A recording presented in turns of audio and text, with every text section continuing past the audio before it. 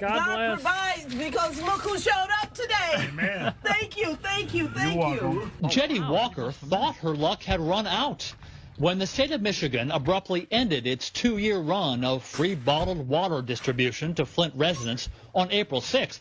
There was a run on whatever was left. Turns out, Jetty is getting some of the very last cases of that supply. You don't know how much I appreciate this, because I really thought you guys were gone.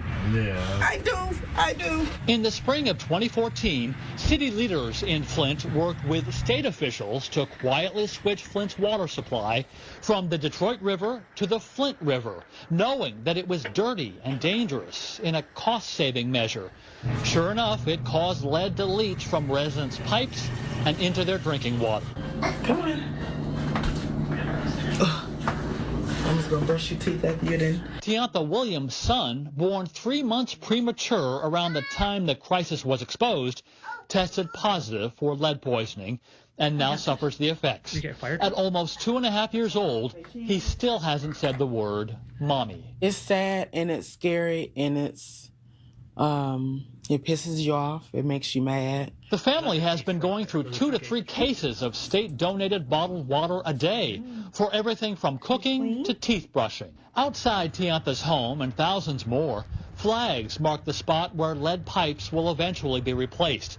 The lead pipes of about 6,200 homes have already been replaced, with roughly 36,000 homes yet to go.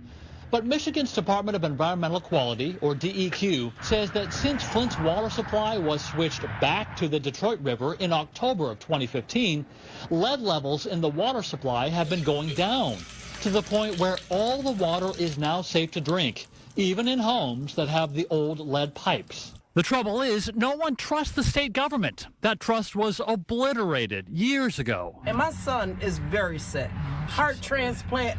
They told me in Ann Arbor, do not let him drink the water. I don't trust our government, and I never will again.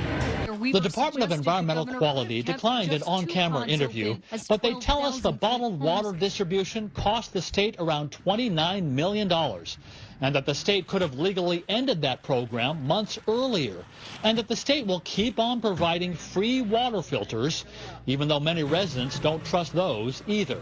U.S. Congressman Dan Kildee, a Flint native, says residents were lied to from the beginning about the water crisis, and that all that testing doesn't account for the pain or guilt of a nursing mother like Tiantha for potentially poisoning her own child with tainted water. As I've been saying all along, continue to provide bottled water until all the lead is gone. As many as 10,000 Flint kids were at risk of lead poisoning, and during the height of the crisis, there were dozens of children testing positive for high lead levels every month.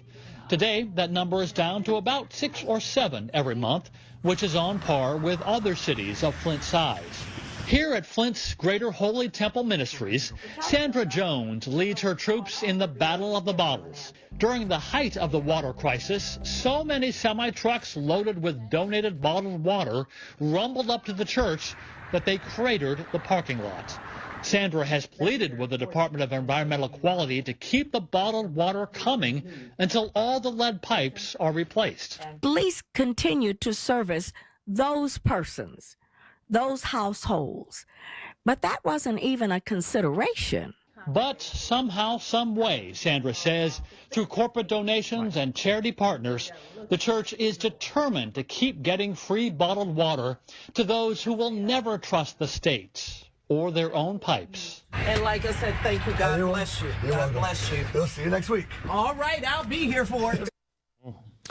And Andy Rosegen, who found that story, joins us now in studio. Andy, terrific report. The governor has told the residents of Flint, or at least told the leadership of Flint, just get over this? Yeah, the mayor came out of a meeting with the governor last week, and she said that he said to her, get over it. You know, we have to move on. The state has said, look, it was the data that forced us to make this decision to give you the bottled water. So now it's the data that shows us the water is safe and to end the program.